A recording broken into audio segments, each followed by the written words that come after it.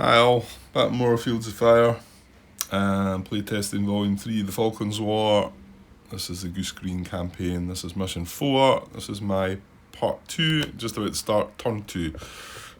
Right, so, Turn 1 gave us some grief already, casualty right away.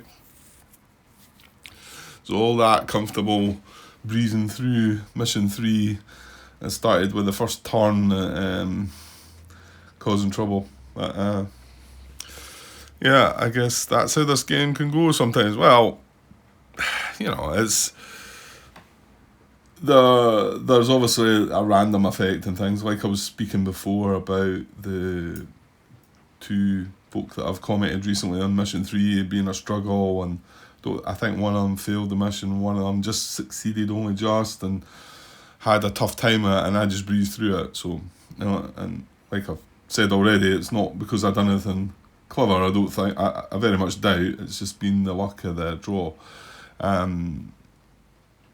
think it's fair enough. I don't mind luck in these games. I don't mind drawing a card and rolling a dice. I prefer drawing cards, and that's what initially drew me to this game. The fact that there isn't dice in it. You're drawing cards for it. I mean, it's similar as to rolling dice at times. Don't get me wrong. In fact, I even say I need to roll on an 8 here and draw the card. I'm looking at an 8, so I'm actually rolling. But all these games, all these war games have to have some element of randomness and whatever. I think there's still strategies that you can do that within this game, though. It's not just completely random, for sure. No way. There is things that there is clever moves that you can make. I feel like I make some of them on occasion, and then I look back and see some daft things that I've done as well. I'm going to get them as well. Anyway, bad start, but yeah, I expected this to be tougher, and I want a challenge anyway, so here we go. You've got one already, Grant. Right, friendly high HQ event, let's just get on with that. We are going to draw for one. We are not going to see one, though. And then moving on, right, company HQ, still back in the staging area. We are now at contact, however he is veteran, so +1 to the draw of 5, which is good, because I think we spent all these points last time, almost. So 5 + 1 is 6. Yeah, he only saved 1, didn't he? So that was a good draw then. So he has 7 now.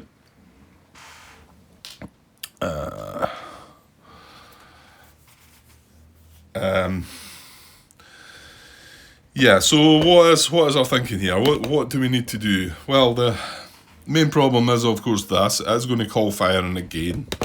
It's going to get a 3-card draw because of this. It will target this as long as there's a target here. So as long as that fire team sits there, it will get it. The fire team's obviously improved its situation with losing the exposed. So it's sent at +2, -3. It's going to be a -1 check. So do we sort of want to consider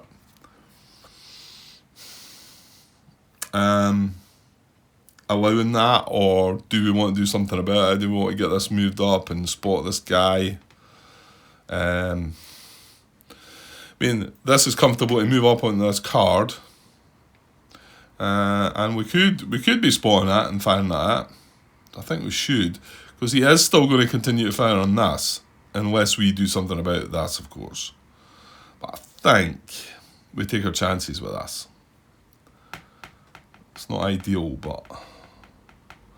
And then 3rd platoon can get moved up into here, and probably we move this assault team into one of these 3 options. What was the mission goals again, just to double check what we need?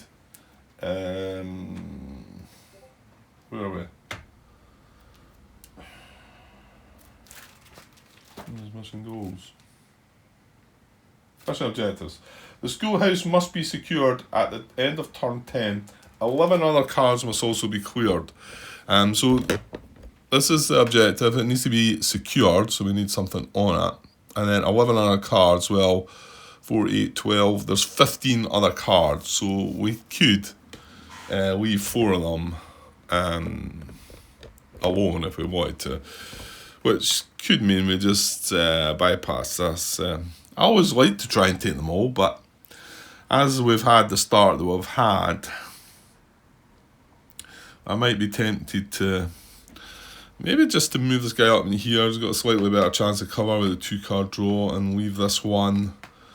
Maybe get a guy with smoke, capable of taking some smoke with him into there.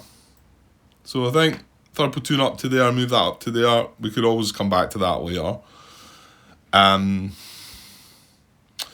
Yeah, however, you do have this one, Grant. Yeah, I suppose this is where second platoon was heading. But now it's got to pause for the moment. Yeah, it's probably going to just have to sit, isn't it?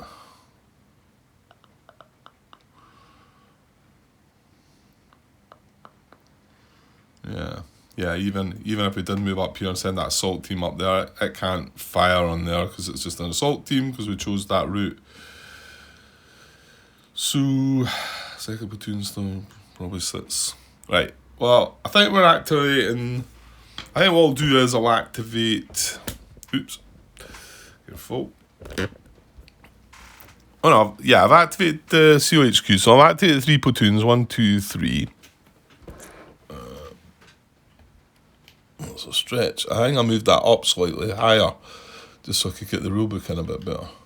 It means a bit of a extra stretch for me. So 1, 2, 3. I think what I might do is just spend one more and activate the second in command.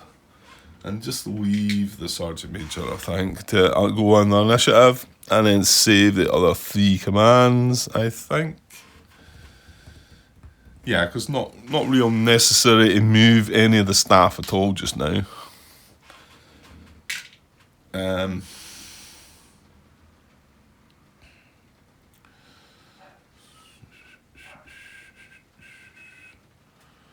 Yeah, I think we do. I think we just have to let this guy sit and just keep his head down and hope for the best. Okay, but we will attempt to spot this guy though. Yeah. So that means this turn we're only going to, unless you do break another assault team off, I suppose.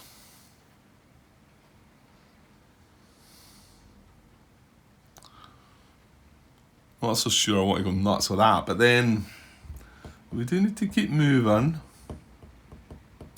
I'd prefer to be exploring 2 different contacts. Well, can't you? Yeah, this guy can come across, Grant. Yeah, this guy can cross over into here. Well, in actual fact, he could go up on the card. What happens if we spot him and we're on the same card? Does he do anything different? Give me a second. Yeah, enemy spotters will continue to call for fire until out of missions or until reduced to a lat, even if opposing units enter their terrain card, even going so far as to call for fire upon their own card. Now, yeah, but he's still going to, as long as he's still the priority is the units in the same card as its target marker. So as long as there's still a unit there, he's going to fire on that. But we could send this guy up in here, and probably, yeah, we want to do that. Let's keep this for second platoon. Yeah. Okay. I'm going to say, I think that might be the answer to my maybe daft question from earlier. Hang on. Okay, yeah, I did get an answer to my question. Things are much more nice and simple. I think when it was considered, when you seen this NCM, net combat modifier, when you were looking at trading fire, it threw you into that bit, and I think that's why they had to make some alteration to that, which is good. I did wonder about incoming's pending fire.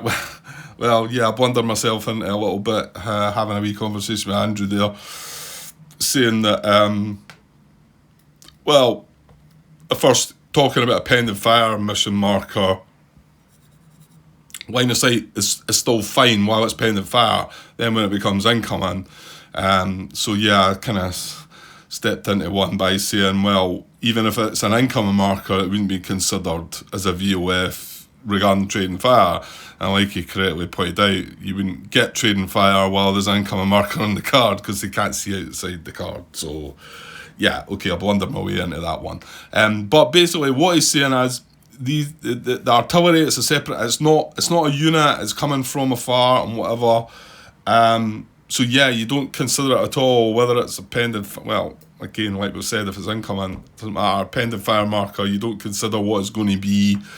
It's just about what the best units, VOF, is trading fire with each other. So if we're firing at him with small arms, he's firing back at us with automatic weapons or heavy weapons, then, you know, he's going to have the best VOF, and it's just a simple case of that, which means it keeps it nice and simple. That's good. You don't need to calculate cover for the card, what the cover's under. If it's pinned, that's not even coming into it either. That's my belief, that if this guy's firing with -1 automatic weapons, it doesn't matter about the rest, what's going on here. And if we're firing at small arms +0, it doesn't matter what's going on here regarding the cover and whatever. Just that whoever's got the best VOF. Okay. So good. It's better that way, it's simpler that way, and it makes sense to if you look at the table, there's not much difference between them anyway. You know? And it does need to matter, but we do need to know, because if you are playing with hasty or delayed, then this fallback will come in it, and I dare say that'll come across the tactics at some point, and then this will matter. Whereas generally it doesn't really matter between the two at the moment, but you still need to know that which one you're doing is the right one. So, okay, so getting back to where I was, yeah, let's just activate first platoon. Yeah, because I think we wanted to go up there and spot that guy. Oh yeah, we're talking about sending that up. Yeah, I think so. Let's activate first platoon. He's veteran, not undercover, and we're at contact, so he's going to get a +1 to the big number. Oh, a big 5. Wow. The commands are still with me. So 5 +1, that's 10, isn't it? So he is veteran, so he can save 9. We've got 1 extra there. Ugh, that is stretching up there now. Don't think I needed to put it up as well. I'm pretty sure it was okay. It just felt like the rulebook could have done me moving up a little bit, but pushing things out of reach now. Okay, so we're going to platoon move up under the cover. We are indeed. So that's going to be 1, 2 commands to platoon move up. Right, hang on. I haven't put a red cube there. What did I have? 10, so I can go down to 4. Let's put that up there now. So, yeah, these guys are going to platoon move up into the sparse gorse under this cover marker. Yeah, so just when I moved them there, I realised there's not a lot, is there? When you take out that other section, the other machine gun, and the mortar, not good. Right, so they're all exposed. They're undercover. I mean, this guy's undercover as well, but we're about to just move that guy as well, I think. So he's now not got smoke, though, remember, Grant.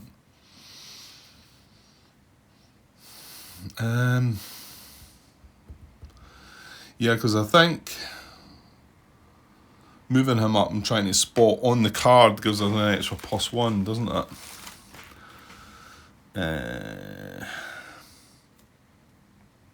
On same card as spotter gives us a +1. Because he's getting a -1 for being a forward observer. He's getting a -1 for being undercover. He's getting a Oh, hold on.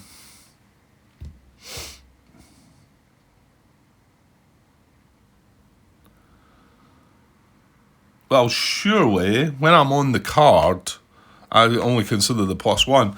It says there that if a card has 2 cover and concealment values, use the lowest number when spotting across a white line of sight border. Well, I wouldn't be spotting across. If I'm on the card, surely I use the +1.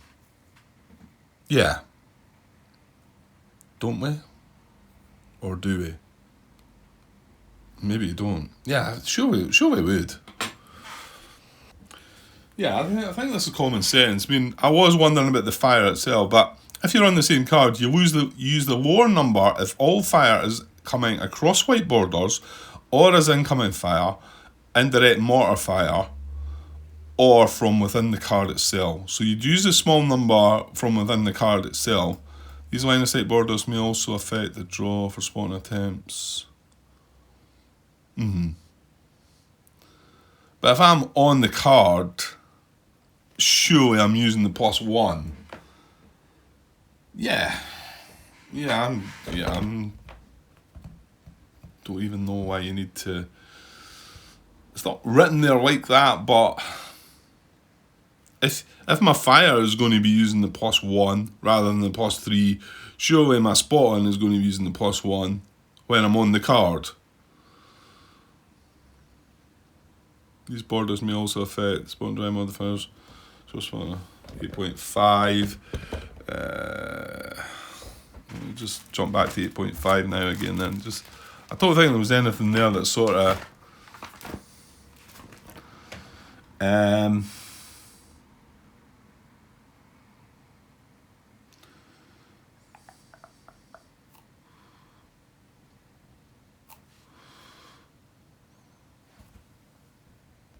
I can't quite see the words there clarifying that for me, but I'm going to assume that it is the case. So that if we do move on to the card, we are just considering that +1. Because if it's the +3, obviously we get we get a -1 towards that. So if I'm spotting from here, I mean, if I was spotting across the white border, that would be fine. But if I'm spotting from here, I'm getting a +3. He's at +3, so I will get that -1. If I'm on the card, however, I don't think I'll get that modifier, and I will also get the modifier on same card as spotter. Do you want to do that, or do you want to move up there on the same card as them? Because I could just spawn from there, and then these guys could just open fire on them. And in actual fact, if I do that, then I can spot. And I can spot across that white border from there. Is that not better? And then we'd actually get a crossfire going as well. I think that is better, Grant. So I've spent 2 commands to platoon move. I'm going to spend 1 more for this guy to move up here then into this gully valley.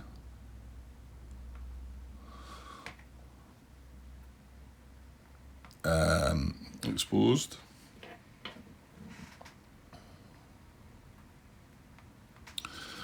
And I'm going to run out of commands here, I think. I've got 3 left. 1 to seek cover, 1 to spot. I see a cover on the top of the discard pile, so I think, and no crosshairs, so I think I'll go for the spot first. Okay, so he's going to, first platoon HQ is going to give an order for him to spot this card. He has a veteran section, so he gets a +1 for being veteran. There's no elevation change, and he's looking across the white border, so that's a +1. That doesn't count. The unit is undercover, and he is an FO, so that's a -2. So that's me saying a -1.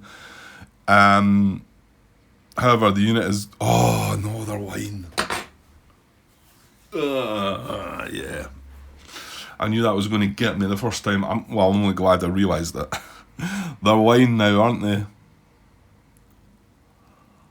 So we're not. So we're going to get a -1. Yeah, yuck.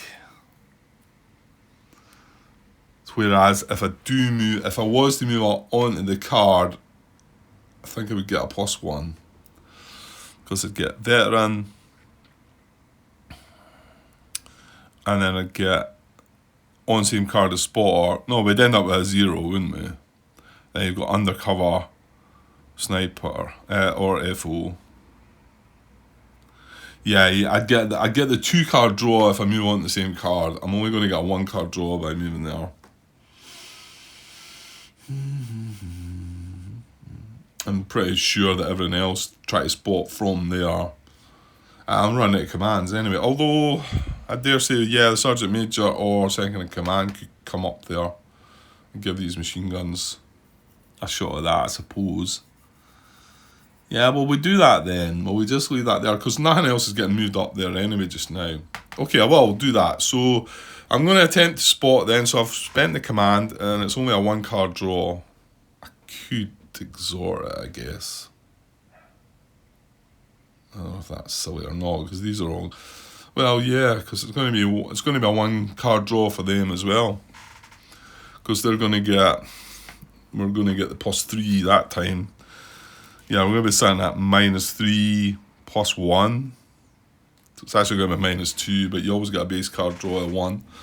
Okay, let's get this one done first. So, looking for crosshairs, only a 1-card draw. Oh, how about that?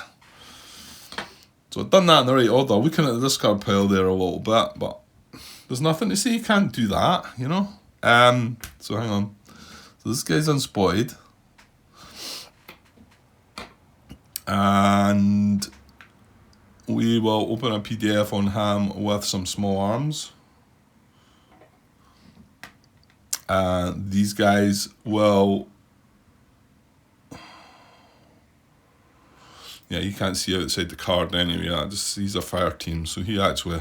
But you can't see outside the card. But these will open a PDF as well. In fact, that's going to be automatic weapons, isn't it now? And it will create a crossfire also. Now, I'm not so sure that I want to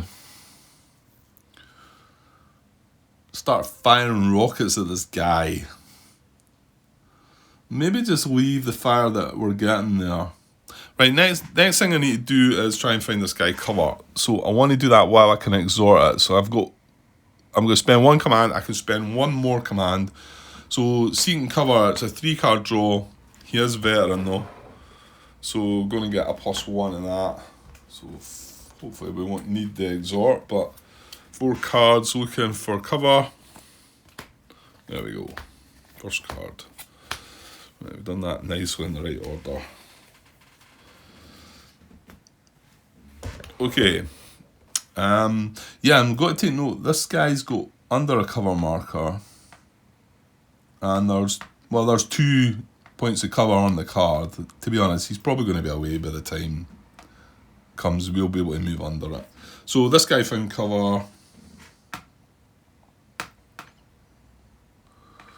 Exposed. He is sitting on a nice card, so unless the enemy appears here, firing across this white border, it won't be able to appear here because there's already an enemy there. Okay, first platoon could spend 1 more command.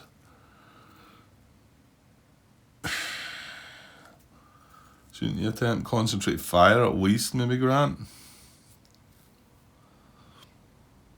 Yeah, I think so.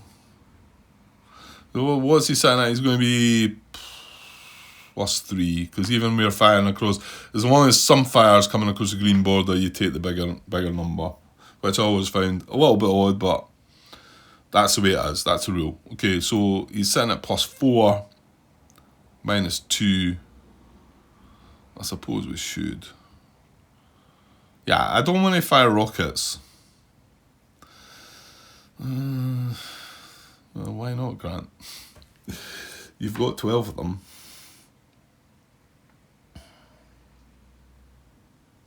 It's just because, yeah, what if he doesn't succeed at his call for fire? You know? I don't know, something's telling me I don't want to. So I'm going to spend 1 more command and then save the last 4 to give this section a concentrate fire attempt.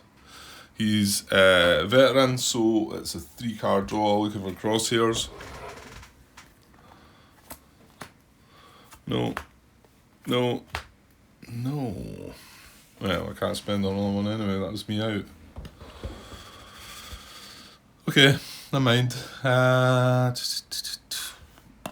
So you're saying second platoon's not going to do anything then?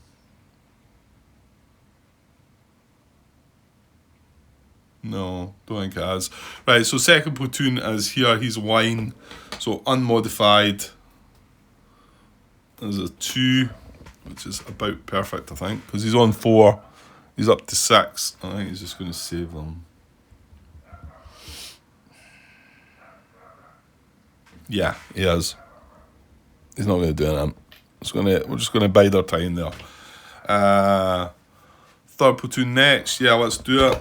Third platoon is veteran. We are at contact. He's not under cover. So a +1 to this. 4 + 1's 5. And Jesse's barking at something again. 5, that's 7.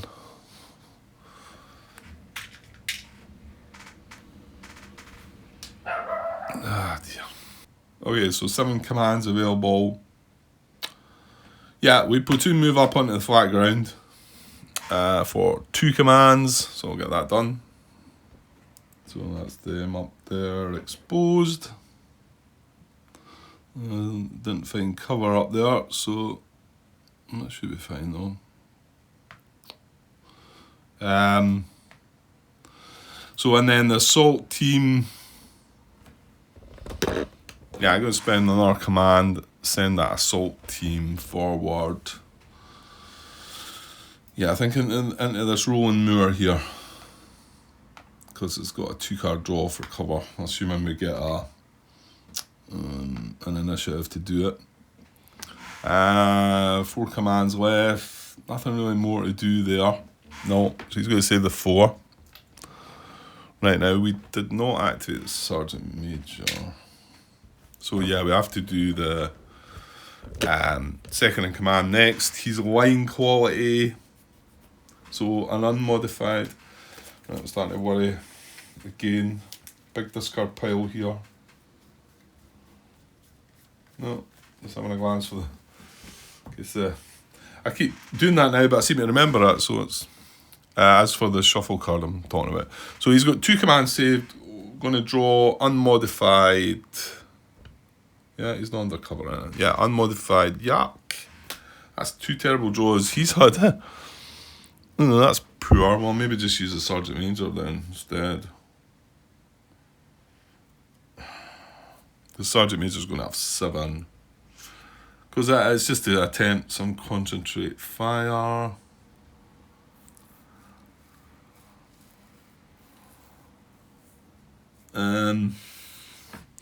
Yeah, I'll just save them. Right then, on the initiative, and I'll activate the Sergeant Major gets 1, so he's got 7 commands. I'm going to give him 1 order to move up in here, under the cover, exposed. I don't think there's any risk of this guy changing. I think he still calls his fire in here while this guy's still here. I'm pretty sure that's what happens. Hopefully once I read it again, that's what's happening. Right, and then Sergeant Major's going to spend 1 more command. Put a red cube there. He can spend down to 1 if he needs to. I don't think he's going to go that far. So he's going to give... No, he can't. Oh, he can. Because we're in a different impulse, aren't we? This guy's already had a concentrate fire attempt in the activation segment. We're now in the initiative segment. In fact, I think it's impulses. So he activated in the Platoon HQ CO staff impulse. That's when he attempted that. And now we're in the CO staff impulse, but of the initiative segment. Yeah. I think that's right. And he could also then do it again in his general initiative. That's right, isn't it? Sure, as long as it changes into a different impulse. And that is the case because the Sergeant Major wasn't activated. He was just acting in initiative. He's moved up here. So he's going to give this an order to concentrate fire. Spend that command, haven't I? Yeah, I have. Again, because he's veteran, he's getting 3 cards instead of 2. Looking for crosshairs. Yes. Wouldn't mind this being critical. No. Yes. So it's a critical concentrated fire. I was going to ignore the cover. And yeah, I don't think I'll touch the machine guns, but I think I'll spend 1 more on Sergeant Major to attempt this guy to concentrate fire as well. He's veteran 2. Was that guy veteran? Yeah, I think they were both the first platoon ones weren't they? The 2 first platoon sections were veteran, yes. So I'm going to give him a shot as well. That's me down to 4 commands. So again, he's going to get a 3 card draw as well. Well, this shuffle card's going to be in here, or it's hiding somewhere. Crosshairs, no. No, right, I've got the reshuffle card, so I need to draw 1 more card here. So I'm not quite sure how you do this one. If you just shuffle I know I have to shuffle to get another card, but then after I've drawn that card, should I then shuffle that back in? I think you're fussing about nothing, Grant. Yeah, we'll just leave it. We'll just draw the card. I think the time before I've had this situation, I think I have shuffled it back in. Yeah, I think I will do that actually, because I think that's what I've done it before. Okay, 1 more card, but I suppose you could exhort this as well. Oh, we get it, okay. Right, I'm going to shuffle that card back in. And we have got a concentrated fire result there as well. Good. Right, I think that's enough griefing. We didn't use a rocket. Okay, maybe I'll end the mission with still having loads of rockets, saying why didn't I just use a rocket, but it just feels like, because that guy's he's not going to be there for long. Whereas if it was another unit, it might hang around. Right, so we do get a concentrated fire. Sergeant Major's going to just settle for that, isn't he? Did we find cover for this guy? Yeah. Yeah, so we need basically general initiative just to find cover for that guy, if we can. So Sergeant Major's going to save the other 4 commands, and then we are going to move into general initiative. So, unmodified small number, we get a 2. I think we really need a 1, unless we want to. I suppose we could concentrate fire again. Might as well, actually. So this is a 2 card draw, he's a wine. So 2 cards looking for cover. No, damn. Okay, well, again, to me, I'm in a different impulse to what it was there. And it definitely is. It definitely says I was in the CEO staff impulse. I'm now in the general initiative impulse. And I'm pretty sure it doesn't need to be the segments that separated that. It's impulses that separate it. Generally, I think the most you can get at 1 is the case we've got here, where you can get 3 different goes at it. You've got, because of the initiative segment and a staff giving an order. I think that's right. I think it's okay. So I'm going to give this one another go. Again, going to be a 3 card draw because he's veteran, looking for concentrated fire. This one. Actually, I don't think a crit would turn into 2, wouldn't it? Anyway, it wasn't. So we get another one. Okay, right, over. Yeah, I'll just push on, get this bit finished. Might not be that long apart. Well, we've got contacts to check, so you never know. So enemy higher HQ event is a 1. There is not. Right, enemy activity. Right, so there's just the mortar. So we better just double check this. Around that area. Like the sniper, enemy spotters are not governed by the enemy activity hierarchy, but by their own rules as described below. However, if pinned or reduced to lat, then they'll follow the enemy lat pinned activity. When an incoming package is triggered, place an activated incoming FOF marker on that, and target marker. So that's what I should have put that down right away. On the same card, this unit which triggered the incoming package, place the enemy spotters describing the package. We've done all that. Initial fire happens automatically without the need for a draw. Provided the spotter remains in good order, yes he is, and has fire missions remaining, yes he has one. It continues to attempt to call for fire on cards with opposing units in the enemy activity check of subsequent turns with the following priority. Units. Priority 1 is units in the same card as its target marker. That's it. That's all we need. We don't need to look at any other else because he's still got units in here. So he's going to attempt to call for fire in here. As per the instructions, he was getting a 2-card draw for it.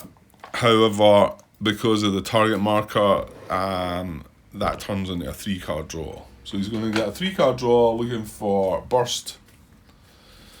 Here we go. No. Oh, well.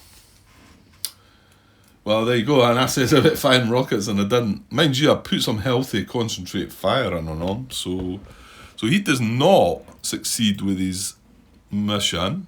That means he's still got 1 mission left though, so if he is still there and if he's still in good order, he'll try and do that again next turn. Okay, so that's enemy activity, done. There was only the one. Capture segment, retreat segment, none of that, no. AT combat vehicle movement, no. Fire mission update, right, well, interestingly, that is coming away.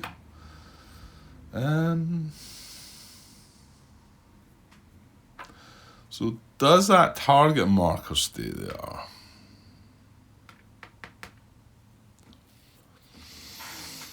I don't know. Because it was quite clear to me the last time that that's where he was going to fire again, but you know, it did say, where's the real reference to that target marker again? Where are we? 7.16.5. Registered targets and artillery mortar concentration. You may also place a target marker on a card after a successful fire mission on that card from either off-map artillery. You know, no more than 1 target in play. Yeah, actually, I think that has to come off because that was not a successful attempt. So now, unfortunately, he is not. His priority is going to look elsewhere. So he's going to card as a vehicle, not that. The card within its line of sight that has the most steps. So he's actually going to look at that. So we better do something to him, or he's going to change his mind and start firing here. At the moment, that's where he would be looking, I think. Okay, well, hopefully that will not come to that. So that was fire mission update, right? Potential contact evaluation segment. We have 1 here and 1 here, both question marks. That's all we've got, so we need to see what they are. That's a B. And that's a C, so that's quite good. What's our activity? Oh, that's a bummer. We were engaged while that's there. Now we're not, are we? We're just at contact. Yeah. 1 occupied car with VOF on that. We're at contact. Okay, so we do the B first. B at contact. Might be 5. Yeah, the B at contact's 5. The C at contact's going to be 3 if we're still at contact, that is. So the B, 5-card draw for contact. 4, 5. Right, here we go. No. Yes. 4, 5. Only 1 of them as well. Yuck. Well, this is an assault team again, isn't it? Yeah. Right. So let's get the package bit over again. Have a look. So we're in there. This is a PCB this time. On a 10 we get a 10. PCB 10 is package number 11. It's just a wee bit further up there. Package number 11. Ooh, Rheinmetall? Rheinmetall? I'm sure that's probably not how it's pronounced. Rheinmetall 20mm anti-aircraft gun in revetment. Okay. It places a PDF VOF, yes. It is, however, spotted and it goes at maximum line of sight range. Right, I've no idea what this is. And a revetment. Do we have them somewhere? Oh yeah, these are... is it that? Yeah, it's that. +2. Okay. Well, that's bad to start with. Right, I need a... They're helicopters and things. I'm not sure if I came across this. Anti-aircraft gun. Oh, hang on. 20mm, is that? It doesn't have any names on that, but that looks like 20mm AA. Yeah, that's it. Ooh, heavy weapons. I might have a glance. I don't know if there's any discussion of these back in the campaign special instructions or not. He is spotted though. Okay, let's see where this is going to go. Well, actually, no, we just need to go here, Grant. Let's just draw for it and see if it's going to be okay, rather then we can have a look at the map. So it's well, there's only the one table and we're on column 1, and yeah, clearly it can't go left or front left because that's into the sea. So yeah, so we're drawing on a 7. We get a 5. A 5 on a 7 is going to be front right. Well, actually, that's better because he was going in the gully that. Oh, hold on, stop. That's not better. Oh, he can go at very long range as well. Ah, yuck. Right, so he's wanting to go front right. Okay. So front right, this is a triggering card here. And obviously initially I thought if he'd went front, he's going to go into this nice gully valley. Front right is in this 0 rolling moor. However, this has got white borders all around. And this has got white borders all around. And he can go out to very long range. Now here's the thing. He's got overhead fire though. He does have the wee... What does that mean? I'm just wondering about these potential contact markers. Because they're all going to be at the same level. I want to say maybe the overhead fire avoids removing them. I might be wrong on that though. I think he's going up here. Because he's got a very long range.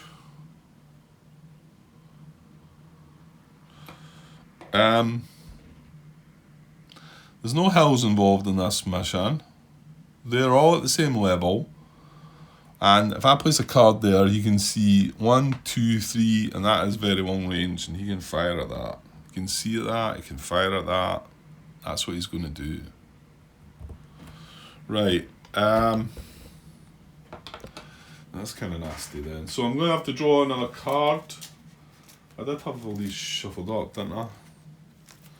Let me just give these a shuffle again, since I've been lying there a while. So it's just, yeah, there was all the hills were removed, the beach cliff was removed, and a building was removed, and I think there was also a C card left there. Oh, in actual fact, I think there should be a C card up there. I didn't put it in, but I don't think anything can appear there. Right, shuffled that up, so we'll draw something. We're going up this top right. It's another rolling moor. So that's where he's going to go, I believe. So he's got heavy weapons and he's got the wee arrow above it. And he's in his revetment. And he's placing a PDF. Which is coming all the way down. I can't even get that on the camera. I need to zoom out a bit. It's that far away. Right, so he's coming all the way down, right through this rolling moor, through this rolling moor, and then into this rolling moor. He is spotted though, so the potential contact just comes off. Not that he can fire back at him because this is just an assault team. Don't think we've got anybody that can fire. However, he is getting hit with heavy weapons.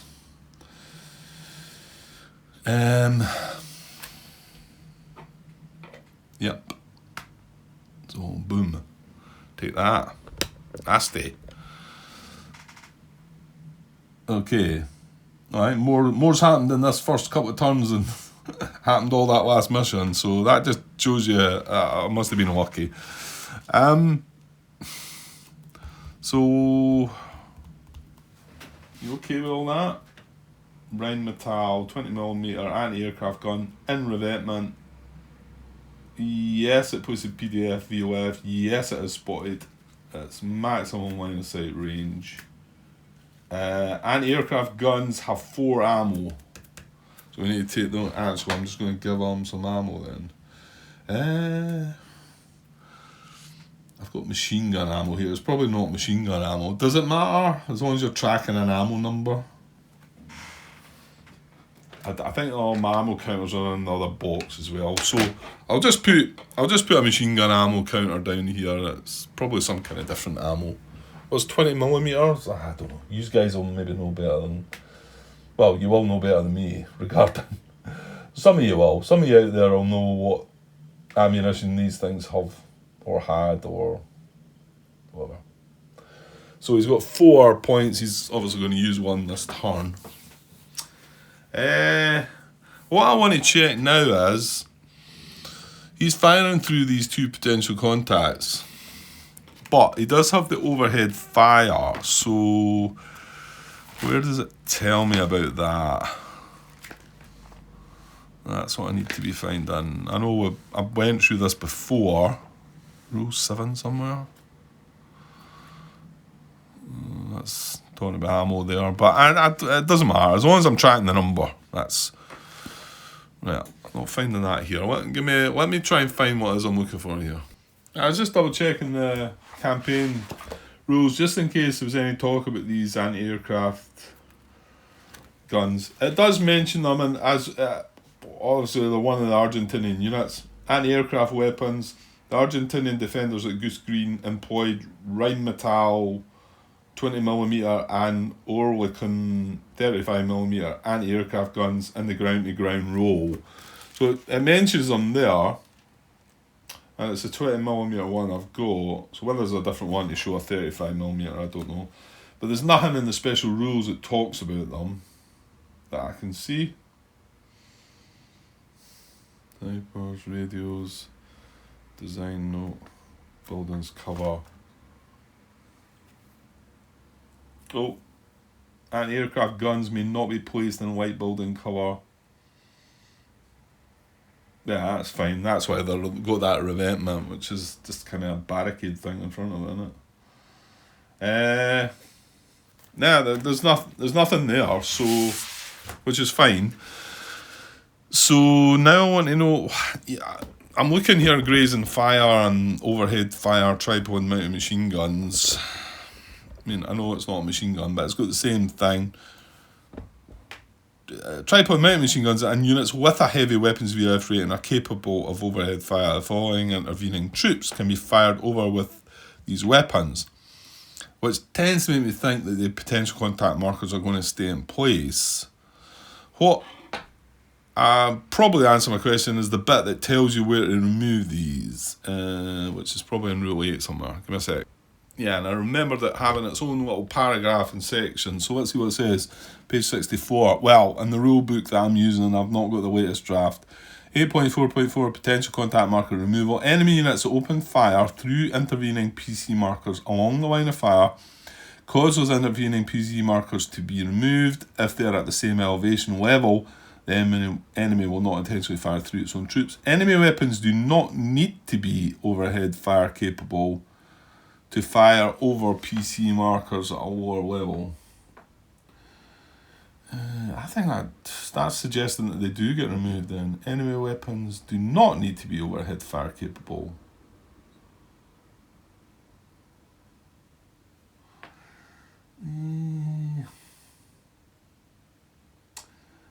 I think they're getting removed then, going by that.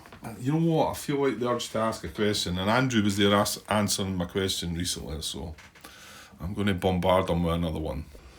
Okay, ask the question. Yeah, maybe it seems clear there that it would, but yeah, just sometimes just want to. Or again, I'm not reading through everything carefully there. You know, it might be.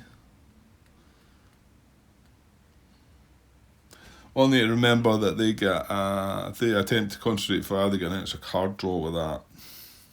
But got to also remember they've only got 4 ammunition, so.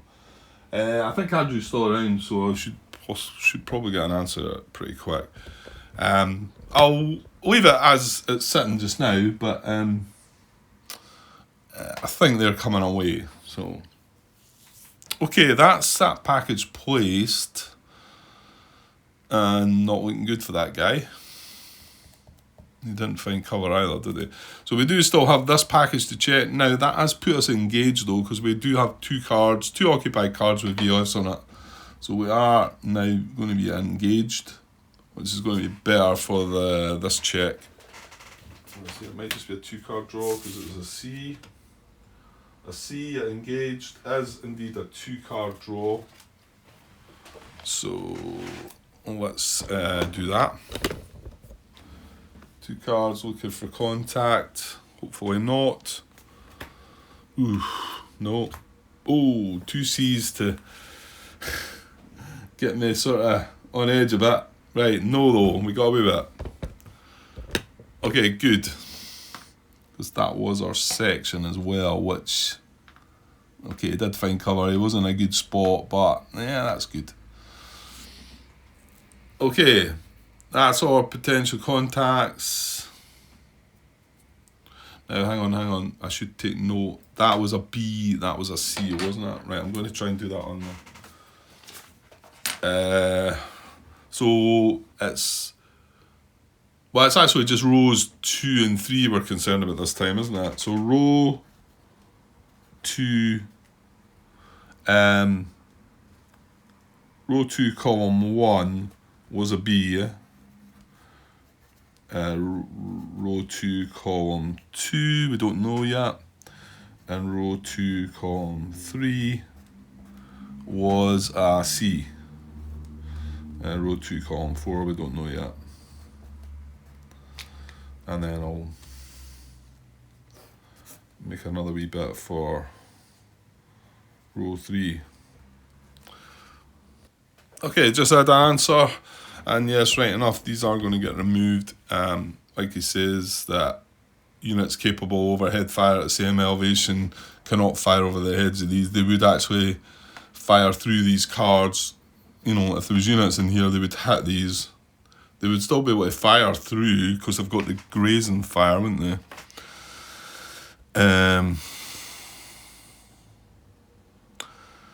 Tripod mount machine gun unit. Well, hang on. Is that just for a tripod-mounted machine gun? An arrow symbol over the VOF rating indicates that the machine gun is on a heavy tripod mount. It's...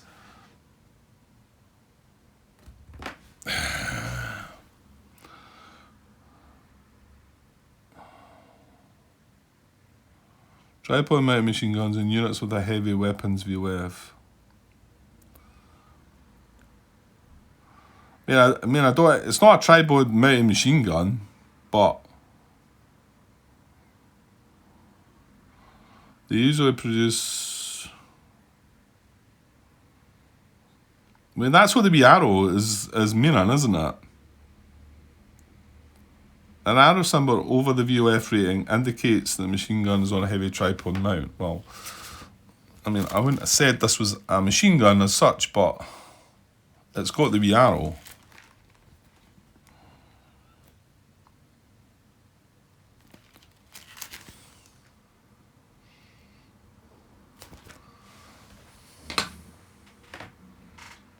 Well, actually, I don't know why I'm bothering looking anyway, because if it's not got the wee arrow, it wouldn't have. I think I think that means overhead fire. Why am I not seeing that here clearly? Maybe I need to look right back at the beginning of the book for that.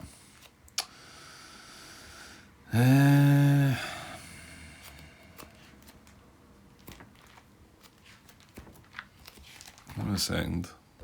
Yeah, I think it's the same rules. I guess it's just the fact that it's calling them machine guns, and I'm thinking, well, maybe they're just abstracting that to be called a machine gun. I'm saying 20mm AA.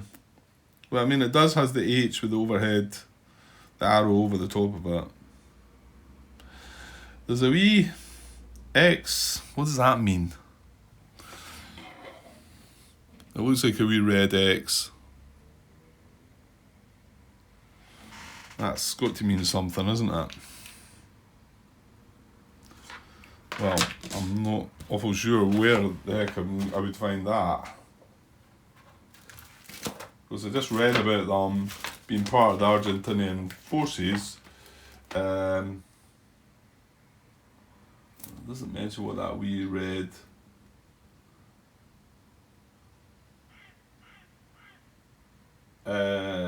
Does it mean they can't move or something? Actually, hang on. I think it means they can't move. Where did I see that then? How are you just coming up with that one, Grant?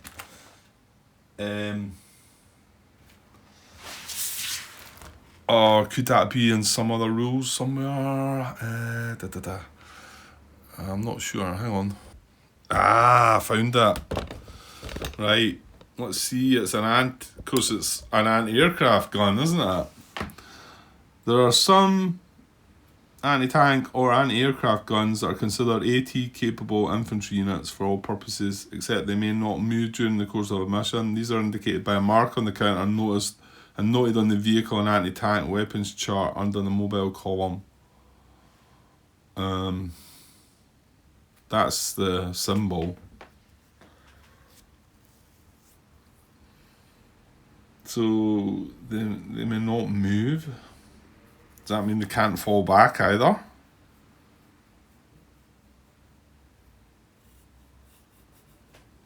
Oh, there's nothing else.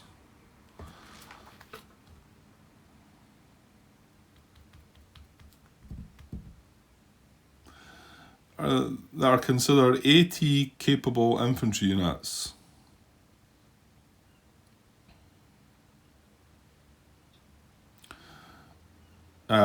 For all purposes, except they may not move during the course of a mission. Right, hold on here then, because I've not done any of this AT combat.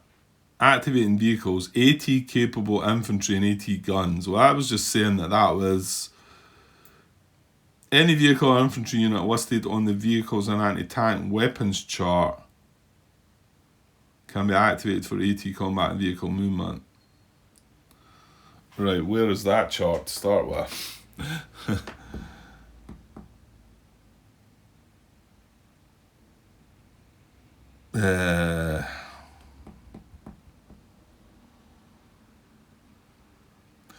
Right, I better watch here. Or maybe this is delving into the AT stuff.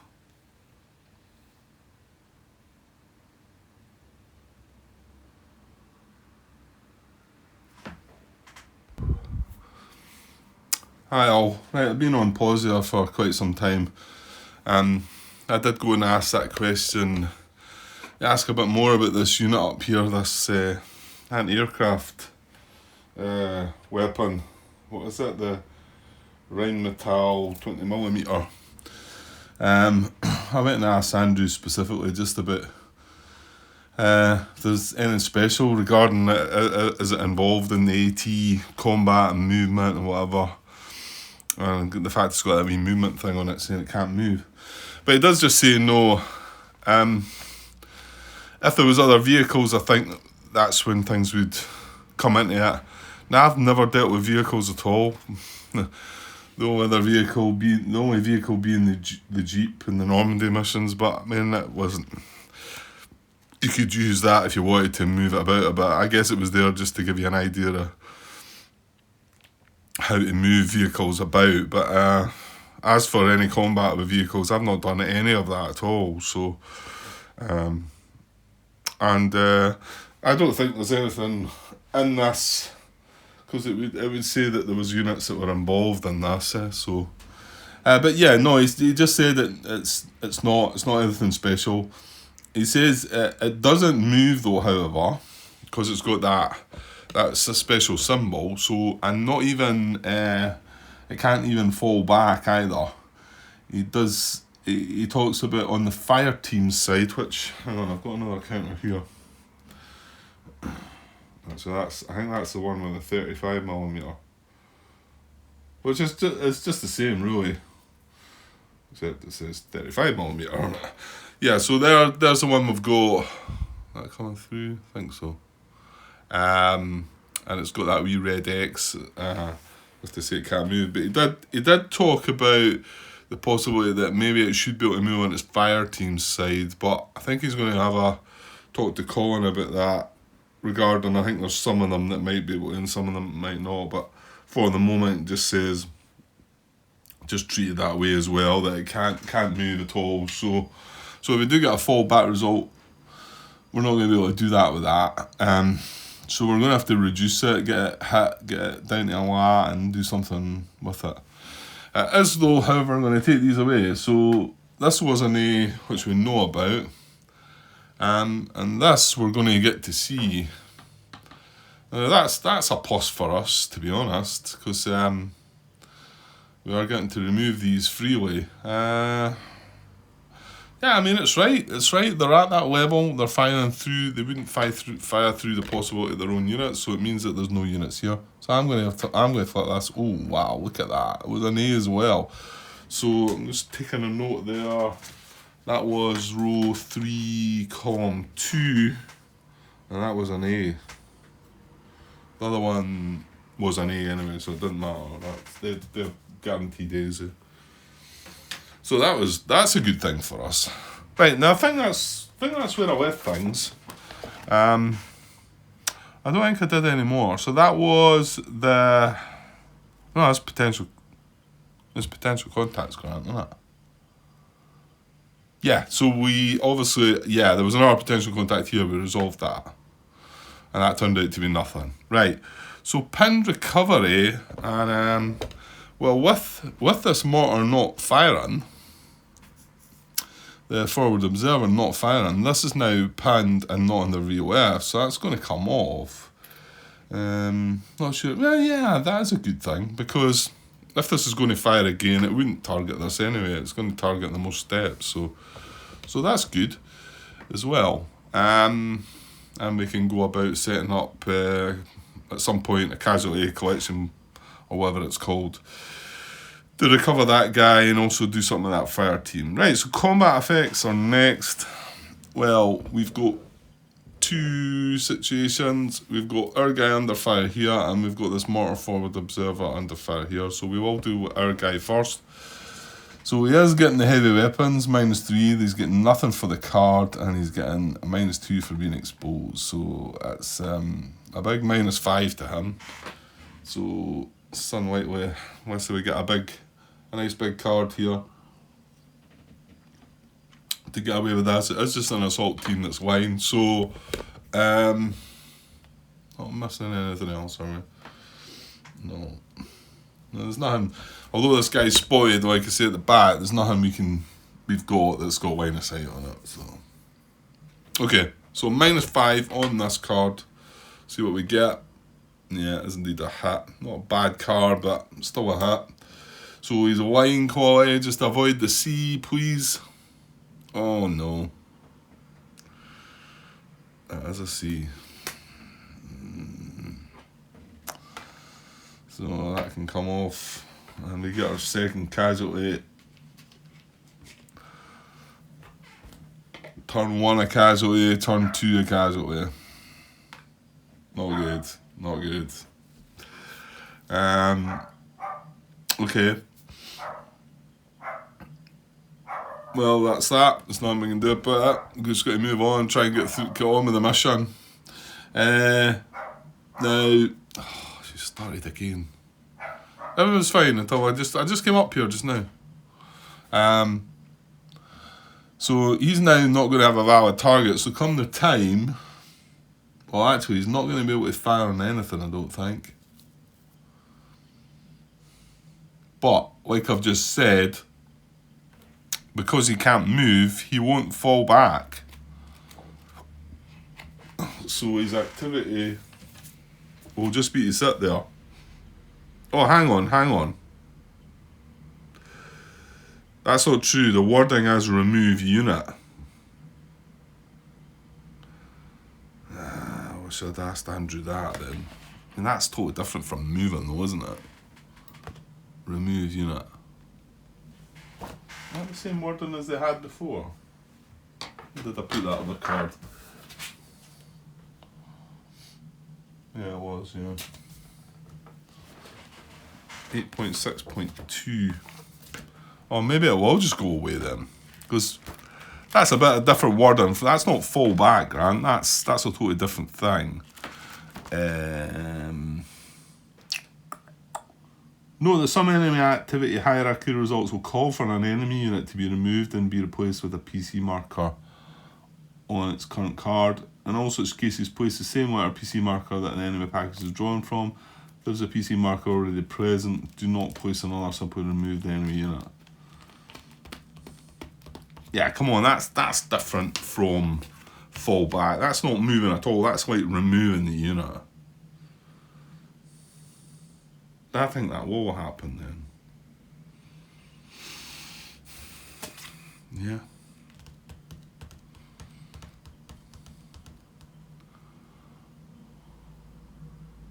Yeah. Yeah, I'm going to go with that. Hopefully I have that right. It feels right. It's a totally different thing to fall back on. It's not trying to move it, have it fall back. It's just removing it. And the fact, okay, we can place a PC, whatever it was, it triggered it there, but it doesn't really matter. Right, okay, let's get on with the combat then, and we'll, yeah. I think I'm going to stick with that. Right, I'm at an hour and 8 minutes, so I want to get this part finished. So we've got the mortar for the observer, so let's see if we can get some revenge then. Now, he is going to get the +3 because the fire's coming across not just the white-sided borders. So he gets a +3 and then a +1 for the basic colour. Oh, no, he does not. He does not. Because the critical hit's going to ignore the cover. So he gets a +3 and he gets -1 for automatic weapons, -1 for the crossfire, and then 3 concentrated fires. So +3, -1, 2, 3, 4, 5. So it's going to be a -2. And remember, we are ignoring the cover, so that's why it's 1, 2, 3, 4, 5. +3, -5 is a -2. Right, okay. Let's get a good card. That's a terrible card. That's the card we wanted for ourselves. That's a mess. Okay. Well, you wanted it tougher, Grant. You're certainly getting it now, for sure. Ah, dear. Okay. This is not how it went in the last mission. Okay, so that's all the combat. Ammunition, ammo levels. What am I trying to say? Update ammo levels. Something like what I'm trying to say. Right, we've got. Well, his guy up there, I suppose, should be spending a point. But yeah, I mean, we're not at that stage yet, so he's spending one of his rounds of ammunition, whether it is machine gun or not. He's down to 3 anyway, he started with 4. And he's still under his cover. But I do think, as long as we don't put anything in his line of sight, then he should go away.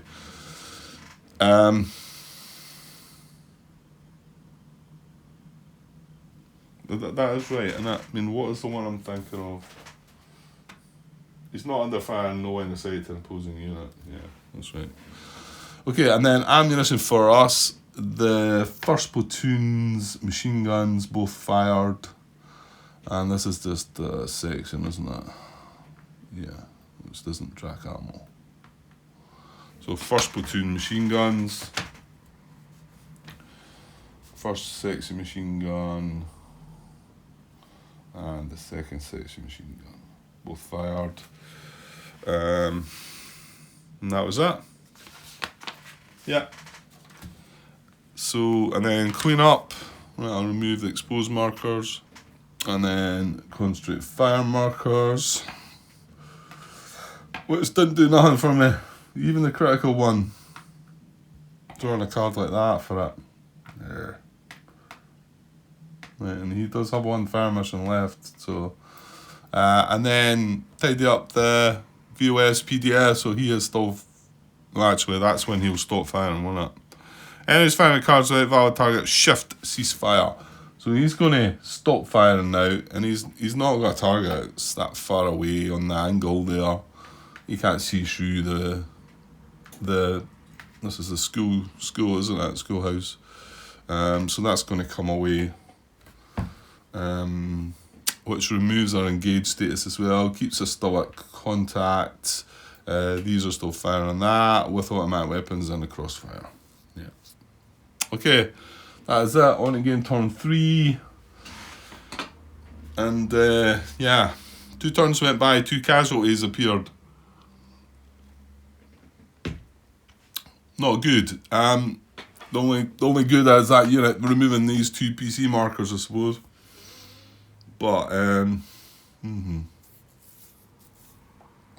another thing is we can't really progress with 3rd platoon now. Well, not into this card, because he would then have line of sight on us again and open up. So we can push forward something into the flat ground, but probably going to need another assault team to go and do that. Right, okay. Well, I'm going to just copy this across, and I've hopefully still got a bit of time just now to get the next part started. So I'll be back soon. Cheers.